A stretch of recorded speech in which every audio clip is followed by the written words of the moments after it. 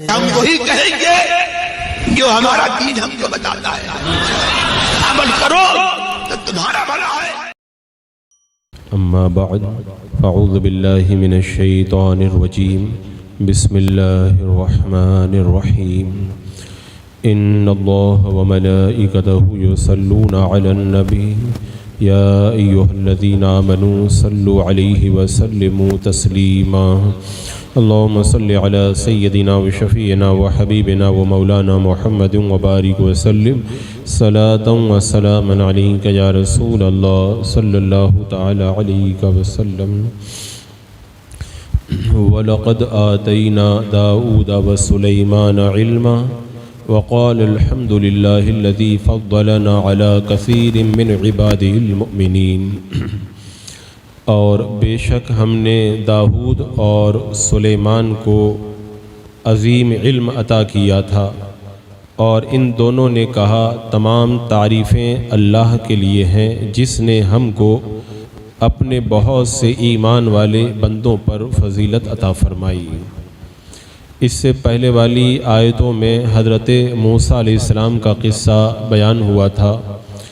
اب اس آیت کریمہ میں حضرت داؤد علیہ السلام اور حضرت سلیمان علیہ السلام کا قصہ شروع فرمایا۔ حضرت موسیٰ علیہ السلام، حضرت داؤد علیہ السلام اور حضرت سلیمان علیہ السلام کے قصے تورات میں مذکور ہیں۔ مکہ کے قریش کو یہ معلوم تھا کہ ہمارے آقا صلی اللہ علیہ وسلم نے نہ تو تورات پڑھی ہے، نہ انجیل پڑھی ہے، اور نہ آپ ان کتابوں کے علماء کی مجلسوں میں بیٹھے ہیں، نہ کبھی آپ مدرسے میں گئے ہیں۔ اس کے باوجود بھی ان انبیاء کرام کے بارے میں آپ وہ تمام چیزیں بتا رہے ہیں جو آسمانی کتابوں میں لکھی ہوئی ہیں۔ تو اس سے یہ یقین حاصل ہو جاتا ہے کہ آپ کو یہ علم اللہ نے دیا ہے، اور ان تمام چیزوں کو اللہ نے آپ پر وحی کے ذریعے اس کا علم آپ کے اوپر اتارا ہے۔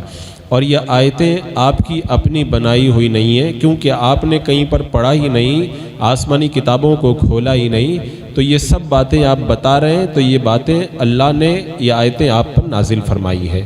اور ایک بات اور یہ بھی یاد رکھیں، اس سے پہلے کئی انبیاء کے قصے ریپیٹ ہوئے ہیں، ایک ایک نبی کا قصہ الگ الگ پاروں میں کئی بار آیا ہے۔ اس سے بہت سارے فائدے ہیں۔ ایک بڑا فائدہ یہ ہے کہ مختلف صورتوں میں اللہ تبارک و تعالیٰ نے بار بار ان انبیاء کا ذکر فرمایا، تاکہ اس کلام کے کلام الہی ہونے پر بار بار تنبیہ ہو جائے۔ بار بار جب قریش سنیں گے اور ان کے سامنے جب انبیاء کا ذکر ہوگا، انہیں پتہ چلے گا کہ نبی کہیں پر پڑھے نہیں، اس کے باوجود بھی یہ قصے بیان کر رہے ہیں۔ بار بار جب ریپیٹ ہوگا تو انہیں یقین ہوتا جائے گا کہ یہ اللہ کے رسول علیہ السلام کے نبی ہونے کی واضح طور پر دلیل ہے۔ اب اس آیت کریمہ میں حضرت داؤد اور حضرت سلیمان علیہ السلام کا ذکر ہے۔ اس حوالے سے بہت ساری وہ باتیں جو پچھلے پاروں کے اندر 19 پاروں میں کہیں نہیں گزری ہیں، ان میں سے کچھ کا ذکر اس جگہ ہوگا۔ حضرت داؤد علیہ السلام کے بارے میں کچھ چیزیں میں نے اس سے پہلے تفسیر میں عرض کی تھی کہ آپ اللہ کے نبی، زمین پر اللہ کے خلیفہ ہیں، اور بیت المقدس والوں میں سے آپ تھے۔ ایک روایت میں آتا ہے کہ آپ دمشق کی طرف سے آئے تھے، اور اس حوالے سے بے شمار روایتیں موجود ہیں، جس کا خلاصہ یہ ہے کہ جب طالوت بادشاہ بنی اسرائیل کے بادشاہ بن گئے تو انہوں نے بنی اسرائیل کو اللہ کی راہ میں جہاد کے لیے تیار کیا، ایک کافر بادشاہ جالوت سے جنگ کرنے کے لیے۔ یعنی طالوت یہ مسلمان بادشاہ ہیں اور جالوت یہ کافر بادشاہ ہے۔ تو کافر بادشاہ جالوت سے جنگ کرنے کے لیے اپنی فوج کو میدان میں لے کر کے جب نکلے، دونوں لشکر میدان جنگ میں آمنے سامنے ہوئے، تو جالوت نے بنی اسرائیل سے مقابلہ کرنے والا طلب کیا۔ جو کافر بادشاہ تھا اس نے کہا میرے مقابلے میں کسی کو بھیجو۔ تو چونکہ جالوت بہت طاقتور، بڑا ہمت والا اور بڑا قوی الجثہ اور بڑے قد والا تھا، اور طالوت کے لشکر والوں نے جب اس کی جسامت کو دیکھا، اس کی طاقت کو دیکھا، تو گھبرا گئے، کیونکہ طالوت نے اپنے لشکر میں اعلان کیا کہ جو شخص جالوت کو قتل کرے گا میں اپنی بیٹی اس کے نکاح میں دے دوں گا اور آدھا ملک اس کو میں دے دوں گا، لیکن کوئی بھی اس جالوت بادشاہ سے مقابلے کے لیے تیار نہیں ہوا۔ تو طالوت نے اپنے زمانے کے نبی حضرت شمویل علیہ السلام سے عرض کیا کہ اللہ کی بارگاہ میں آپ دعا کریں کہ اللہ تعالیٰ کوئی سبیل پیدا فرمائے۔ جب اللہ کے نبی حضرت شمویل علیہ السلام نے دعا کی تو آپ کو یہ بتایا گیا کہ حضرت داؤد علیہ السلام جالوت کو قتل کر دیں گے۔ اب حضرت داؤد علیہ السلام کے والد عیشا یہ طالوت کے لشکر میں تھے اور ان کے ساتھ میں ان کے دوسرے بیٹے بھی تھے، اور حضرت داؤد علیہ السلام سب سے چھوٹے تھے بھائیوں میں، اور بیمار بھی تھے، آپ کا رنگ بھی پیلا تھا، بکریاں چرا رہے تھے، بظاہر کمزور لگ رہے تھے۔ جب طالوت نے آپ سے عرض کیا کہ یعنی حضرت داؤد علیہ السلام سے عرض کیا کہ اگر آپ نے اس کافر جالوت بادشاہ کو قتل کر دیا تو میں اپنی بیٹی کا نکاح بھی آپ کے ساتھ میں کر دوں گا اور آدھا ملک بھی میں آپ کو دے دوں گا۔ آپ نے اس پیشکش کو قبول کیا اور جالوت کا مقابلہ کرنے کے لیے روانہ ہو گئے۔ لڑائی کی صفیں پہلے ہی بن چکی تھیں۔ حضرت داؤد علیہ السلام اپنے دست مبارک میں گوپن، یہ آج کل جیسے بچے گلیل کھیلتے ہیں نا، ویسے پہلے ہی ایک ہتھیار تھا جس میں پتھر رکھ کر کے رسی کھینچتے تھے، تو آپ گوپن لے کر کے جالوت کے سامنے آ گئے۔ جالوت کے دل میں آپ کو دیکھ کر کے بڑی دہشت طاری ہو گئی اور اس نے بہت تکبر کے ساتھ میں گفتگو شروع کر دی اور آپ کو اپنی طاقت سے ڈرانے کی کوشش کی، لیکن اللہ کا نبی جو ہوتا ہے وہ کبھی ڈرتا نہیں ہے۔ آپ نے اس رسی میں پتھر رکھا اور رکھ کر کے اس کو جب چلایا نا تو وہ اس کی پیشانی کو توڑ کر کے پیچھے سے نکل گیا، اور وہ اتنا بڑا طاقتور، بڑا لمبا چوڑا تڑنگا جو بادشاہ تھا، جس کے مقابلے سے بڑے بڑے پہلوان گھبرا رہے تھے، حضرت داؤد علیہ السلام کے ایک ہی حملے کے اندر چت ہو گیا اور مر کر کے گر گیا۔ حضرت داؤد علیہ السلام نے اسے لا کر کے طالوت کے سامنے ڈال دیا۔ تمام بنی اسرائیل نے جب دیکھا اتنا بڑا ظالم بادشاہ مارا گیا، بڑے خوش ہوئے، اور حضرت داؤد علیہ السلام کو وعدے کے مطابق آدھا ملک بھی دیا گیا اور بادشاہ نے اپنی بیٹی کا نکاح بھی آپ کے ساتھ میں کر دیا۔ ایک مدت کے بعد جب اس مسلمان بادشاہ طالوت کی موت ہوئی، انتقال ہوا، تو حضرت داؤد علیہ السلام پورے ملک کے بادشاہ بن گئے۔ اور پھر کچھ عرصے کے بعد حضرت شمویل علیہ السلام کا جب انتقال ہوا تو اللہ تبارک و تعالیٰ نے حضرت داؤد علیہ السلام کو بادشاہت کے ساتھ میں نبوت بھی عطا فرما دی، اور حضرت یوسف علیہ السلام کے بعد میں آپ پہلے شخص ہیں جنہیں اللہ نے بادشاہت بھی دی اور نبوت بھی عطا فرمائی، اور آپ نے تقریباً 70 سال تک بادشاہت اور نبوت کے فرائض انجام دیے۔ پھر آپ کے بعد میں آپ کے بیٹے حضرت سلیمان علیہ السلام بادشاہ بھی بنے اور نبی بھی بنائے گئے۔ تو یہ حضرت داؤد علیہ السلام کا ذکر اس آیت کریمہ کے اندر ہوا۔ یہاں پہ فرمایا گیا کہ حضرت داؤد علیہ السلام نے اللہ کا بڑا شکر ادا کیا، حضرت سلیمان علیہ السلام نے بھی اللہ کا بڑا شکر ادا کیا۔ ان دونوں حضرات کو اللہ نے بڑا علم عطا فرمایا تھا۔ ابھی علم کا تذکرہ آتا ہے۔ حضرت داؤد علیہ السلام بڑے شکر گزار تھے۔ حضرت ابو درداء رضی اللہ تعالیٰ عنہ بیان کرتے ہیں، اللہ کے رسول علیہ السلام نے ارشاد فرمایا، حضرت داؤد علیہ السلام یہ دعا کیا کرتے تھے، اللہ میں تجھ سے محبت کا سوال کرتا ہوں، اور جو تجھ سے محبت کرتا ہے اس کی محبت کا سوال کرتا ہوں، اور اس عمل کا سوال کرتا ہوں جو مجھ کو تیری محبت تک پہنچا دے۔ اے اللہ تو مجھے اپنی محبت میرے نفس، میرے اہل خانہ اور ٹھنڈے پانی سے بھی زیادہ عطا فرما، یعنی مجھے ان تمام سے زیادہ جو ہے وہ محبوب بنا دے۔ حضرت عبداللہ بن عمرو بن عاص کہتے ہیں اللہ کے رسول علیہ السلام نے فرمایا کہ حضرت داؤد علیہ السلام بہترین روزے والے تھے، یعنی وہ نصف دہر کے روزے رکھتے تھے، مطلب ایک دن روزہ رکھتے تھے، ایک دن افطار کرتے، پھر ایک دن روزہ رکھتے، پھر ایک دن افطار کرتے تھے۔ اور وہ بہترین نماز حضرت داؤد علیہ السلام کی نماز ہے۔ وہ رات کے شروع کے آدھے حصے میں سوتے تھے اور رات کے آخری حصے میں نماز پڑھتے تھے، یہاں تک کہ جب رات کا چھٹا حصہ رہ جاتا تھا پھر سو جایا کرتے تھے۔ اور حضرت ابو ہریرہ کہتے ہیں کہ اللہ کے رسول علیہ السلام نے فرمایا، حضرت داؤد کے اوپر زبور کو پڑھنا بہت آسان تھا۔ وہ سواری کو تیار کرنے کا حکم دیتے، سواری کے روانہ ہونے سے پہلے جب پڑھنا شروع کرتے تھے تو پڑھ کر کے ختم کر دیتے تھے۔ اللہ نے اتنی رفتار آپ کو جو ہے وہ زبور پڑھنے میں عطا فرمائی۔ اور شکر گزاری کا طریقہ یہ تھا، حضرت داؤد علیہ السلام نے عرض کیا، اللہ کیا آج رات تیری مخلوق میں کسی نے مجھ سے زیادہ تیرا ذکر کیا ہے؟ اللہ تعالیٰ نے ان کی طرف وہی فرمائی، ہاں مینڈک نے آج زیادہ ذکر میرا کیا ہے۔ پھر ان پر یہ آیت کریمہ اتاری اعملوا آل داؤد شکرا۔ حضرت داؤد نے عرض کیا اللہ اے میرے رب میں کیوں کر تیرا شکر ادا کر سکتا، کیسے میں تیرا شکر ادا کروں، حالانکہ برابر تیری نعمتیں تیرا انعام مجھ پر اترتا رہتا ہے۔ تو پھر کہا اللہ میں کس طرح تیرا شکر ادا کر سکتا ہوں، حالانکہ تو مجھ کو نعمت عطا فرماتا ہے، پھر اس نعمت پر شکر کی ادائیگی کو بھی تو عطا فرماتا ہے، پھر نعمت دیتا ہے، پھر نعمت کو اور زیادہ کرتا ہے۔ اللہ میں کیسے تیرا شکر ادا کر سکتا ہوں، یعنی نعمت بھی تیری طرف سے ہے، شکر بھی تیری طرف سے ہے، تو پھر شکر ادا کروں کیسے؟ اللہ تعالیٰ نے فرمایا داؤد اب تم نے مجھے اس طرح پہچان لیا تو تم نے مجھے پہچاننے کا حق ادا کر دیا۔ یعنی بندہ جب یہ سمجھ جائے نا کہ اللہ نے مجھے نعمت دی اور پھر اس پر اللہ کا شکر ادا کرے اور کہے کہ یہ جو میں نے شکر ادا کیا نا یہ بھی اللہ کا کرم ہے، اور پھر میں جو شکر ادا کرنے پہ اللہ کا کرم کہہ رہا ہوں نا یہ بھی اللہ کا کرم ہے، تو جب اس طرح بار بار اس کی زبان ذکر الہی سے تر ہو جائے تو رب فرماتا تو نے مجھے پہچاننے کا حق ادا فرما دیا۔ تو اللہ کے بڑے شکر گزار تھے اور اللہ نے بڑی پیاری آواز آپ کو عطا فرما۔ حضرت عبداللہ بن عامر کہتے ہیں حضرت داؤد کو اتنی پیاری آواز دی گئی تھی کہ آپ سے پہلے کسی کو نہیں دی گئی، پرندے وحشی جانور آپ کے پاس میں آ کر کے بیٹھتے تھے، آپ کی آواز سنتے تھے تو بھوکے پیاسے مر جاتے تھے لیکن ہلتے نہیں تھے، اور دریا کی جو روانی ہے نا وہ رک جائے۔ آج کل لوگ ایسے ہی کسی کی تعریف میں کہہ دیتے ہیں فلاں جب بولتا ہے تو اس کی آواز سے دریا کا پانی رک جاتا ہے، حالانکہ رکتا نہیں ہے، لیکن حضرت داؤد علیہ السلام کی وہ پیاری آواز تھی دریا کا پانی بھی ٹھہر جایا کرتا تھا۔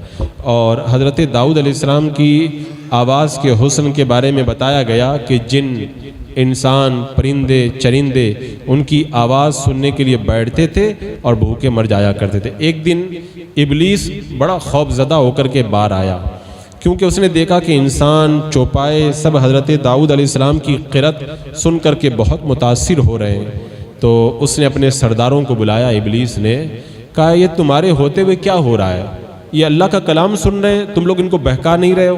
تو انہوں نے کہا کہ اے ابلیس ہمارے سردار کیا چاہتے ہو بتاؤ تو صحیح۔ تو ابلیس نے کہا کہ زبور کے سننے سے صرف ایسی چیز روک سکتی ہے جس کی آواز بڑی اچھی ہو اور جس کے اندر بڑا حسن ہو۔ تو انہوں نے کہا کہ مزامیر اور جو دیگر گنا کے آلات ہیں یعنی موسیقی، ڈھول تاشا اور اس طرح کے جتنے بھی یہ جو میوزک کی آوازیں ہیں ان کے اندر لوگوں کو لگا دو تاکہ یہ اللہ کا کلام سننے سے باز آ جائیں۔ تو جب گمراہ لوگ اور جناتوں نے ان آوازوں کو سنا یعنی سارنگی اور مزامیر، ڈھول تاشا، میوزک کی آوازیں سنی تو ان سازوں کی آوازوں کو سننے کے لیے آ گئے اور حضرت داؤد علیہ السلام بنی اسرائیل میں کھڑے ہو کر کے اللہ کے احکامات سناتے رہے اور شیطانوں نے اس طرح ان کو ورگلا کر کے گمراہ کیا۔ تو اسلام کے اندر ان چیزوں کو حرام قرار دیا گیا۔ یہ ساری چیزیں شیطان کے بہکاوے کے طور پر ہیں، ڈھول تاشا وغیرہ یا اس طرح کی جتنی بھی میوزک کی آوازیں، گانے اور سارنگی کی آوازیں سب اسلام میں حرام قرار دی گئی۔ اور آج کل جو قوالی ڈھول تاشوں کے ساتھ سنتے ہیں وہ بھی شیطان کا ایک حربہ ہے، شیطان کا ایک حربہ ہے۔ میں نے اس سے پہلے بھی یہ بات ذکر کی تھی کہ شیطان بھی یہی طریقہ استعمال کرتا ہے اور شیطان کے جو چیلے وہ بھی یہی کام کرتے ہیں۔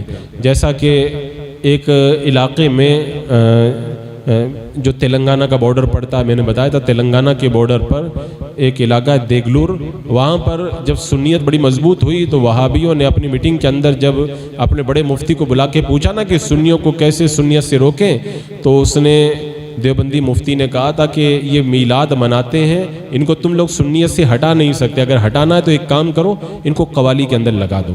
یعنی ابلیس بھی وہی راستہ بتا رہا ہے، ابلیس کے چیلے وہابی بھی وہی راستہ بتا رہے ہیں کہ جو میلاد مناتے ہیں، آقا کا جشن مناتے ہیں، ان کو گمراہ کرنے کا طریقہ یہی ہے، ان کو ڈھول تاشا میں لگاؤ، میوزک میں لگاؤ، قوالی میں لگاؤ، تو اس طرح سے وہ شیطانی کاموں میں جب لگ جائیں گے نا تو خود ان کو گمراہ کرنا آسان ہو جائے گا۔ یعنی یہ خود مشاہدہ اور سامنے جو ہے وہ پیش آنے والا واقعہ ہے۔ تو اس طرح سے شیطان نے لوگوں کو گمراہ کرنے کا راستہ نکالا۔ حضرت داؤد علیہ السلام رب کی بارگاہ میں دعا کرتے تھے، ہر صبح اور شام کو 3 مرتبہ کہتے ہیں اللہ مجھے ہر اس مصیبت سے محفوظ رکھ جو تو نے آج رات آسمان سے زمین پر اتاری، اے اللہ مجھے ہر اس اچائی سے حصہ دے جو تو نے آج رات آسمان سے زمین کی طرف اتاری۔ اب حضرت داؤد علیہ السلام کی عمر شریف کتنی ہوئی، اس حوالے سے حضرت ابو ہریرہ بیان کرتے ہیں کہ اللہ کے رسول علیہ السلام نے فرمایا جب اللہ تعالیٰ نے حضرت آدم علیہ السلام کو پیدا کیا، ان میں روح کو پھونکا، حضرت آدم علیہ السلام کو چھینک آئی تو انہوں نے کہا الحمدللہ، تو انہوں نے اللہ کے اذن سے اللہ کی تعریف کی، تو ان سے رب نے کہا یا آدم آپ پر اللہ رحم کرے، ان فرشتوں کے پاس جاؤ اور ان کی ایک جماعت وہاں بیٹھی ہوئی ہے اور جا کر کے السلام علیکم کہو۔ جب حضرت آدم علیہ السلام گئے السلام علیکم ورحمۃ اللہ کہا تو انہوں نے جواب میں کیا کہا؟ جب السلام علیکم کہا تو انہوں نے جواب میں کہا وعلیکم السلام ورحمۃ اللہ وبرکاتہ۔ اب حضرت آدم علیہ السلام پھر اپنے رب کی طرف لوٹ آئے۔ پھر اس حدیث کے اندر آخر میں اس کا خلاصہ یہ ہے کہ اللہ تبارک و تعالیٰ نے حضرت آدم علیہ السلام کے سامنے آپ کی اولاد کو ظاہر کیا۔ ان میں سے ہر انسان کی عمر آنکھوں کے سامنے لکھی ہوئی تھی۔ ایک بندہ ایسا بھی تھا کہ سب سے زیادہ کچھ روشن نظر آ رہا تھا۔ حضرت آدم علیہ السلام نے کہا اللہ یہ کون ہے؟ تو رب نے فرمایا تمہارا بیٹا داؤد ہے، میں نے ان کی عمر 40 سال لکھی ہے۔ حضرت آدم نے کہا اللہ میں اپنی عمر میں سے 60 سال ان کو دیتا ہوں۔ فرمایا کہ اس کا تمہیں اختیار ہے۔ پھر اللہ تعالیٰ نے جب تک چاہا حضرت آدم علیہ السلام کو جنت میں رکھا، جنت سے آپ زمین پہ تشریف لائے، اپنی عمر گنتے رہے، یہاں تک کہ جب موت کا فرشتہ حضرت آدم علیہ السلام کے پاس آیا تو کہا کہ اے فرشتے تم اتنی جلدی کیوں آ گئے؟ میری عمر تو 1000 سال لکھی گئی ہے۔ تو فرشتے نے کہا کہ ہاں لیکن آپ کو یاد ہے آپ نے اپنے بیٹے حضرت داؤد کو 60 سال دے دیے تھے۔ تو اس سے یہ پتہ چلتا ہے کہ حضرت داؤد علیہ السلام جب فوت ہوئے تو ان کے ملک، ان کے علم اور ان کی نبوت کے حضرت سلیمان علیہ السلام وارث ہوئے، اور آپ کی عمر کے بارے میں بتاتے ہیں کہ وہ 100 سال کی ہوئی۔ 40 تھے اور 60 حضرت آدم علیہ السلام نے دیے، تو 100 سال تک آپ رہے اور آپ کی حکومت جو ہے وہ 40 سال تک رہی۔ آپ کے وصال کا واقعہ بھی بڑا عجیب ہے۔ روایتوں میں آتا ہے کہ حضرت داؤد علیہ السلام کی عمر کے جب 100 سال پورے ہو گئے تو حضرت ابو ہریرہ رضی اللہ تعالیٰ عنہ کہتے ہیں اللہ کے رسول علیہ السلام نے ارشاد فرمایا حضرت داؤد علیہ السلام بڑے غیرت مند تھے۔ جب اپنے گھر سے باہر تشریف لے جاتے تھے تو گھر کے دروازے کو بند کر دیا کرتے تھے تاکہ آپ کے واپس آنے تک کوئی گھر میں داخل نہ ہو۔ ایک بار آپ دروازہ بند کر کے گئے اور آپ کی زوجہ کو گھر میں ایک اجنبی آدمی نظر آ گیا۔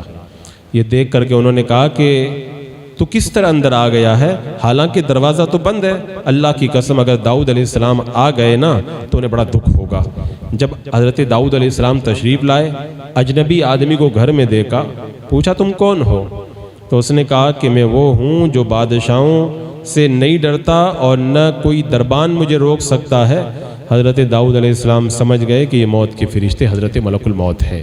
تو انہوں نے کہا کہ اے ملک الموت خوش آمدید، تمہارا آنا مبارک ہو۔ پھر آپ کی روح قبض کر لی گئی۔ جب آپ کے غسل اور کفن کے مراحل مکمل ہو گئے تو سورج طلوع ہوا۔ حضرت سلیمان علیہ السلام نے پرندوں سے کہا حضرت داؤد پر سایہ کرو، تو پرندوں نے اتنا سایہ کیا کہ زمین پہ اندھیرا چھا گیا۔ اور یہ دیکھ کر کے حضرت سلیمان علیہ السلام نے فرمایا اپنا ایک ایک پر سمیٹ لو۔ حضرت ابو ہریرہ کہتے ہیں اللہ کے رسول علیہ السلام نے ہمیں دکھانے لگے کہ پرندوں نے یہ کام کیسے کیا تھا۔ تو یہ اللہ کے نبی کی شان ہوتی ہے، اللہ کا نبی جو ہے وہ اتنا اختیار اور اتنا پاور رکھتا ہے۔ بہرحال حضرت داؤد علیہ السلام کا اس آیت کریمہ کے اندر ذکر خیر کیا گیا۔ یہاں پہ جو علم کا تذکرہ تھا نا کہ اللہ نے ان دونوں کو علم عطا فرمایا، علم سے مراد کیا ہے؟ علماء نے بڑی تفسیریں کی ہیں۔ ویسے تو یہاں علم کی تمام جو اقسام کی نعمتیں ہیں ان میں سے جو عظیم علم مراد ہے۔ بہرحال بعض علماء نے یہ فرمایا 7 لوگوں کو 7 طرح کا علم دیا گیا۔ حضرت آدم علیہ السلام کو اسماء کا علم دیا گیا جس کی وجہ سے فرشتوں نے آپ کو سجدہ کیا۔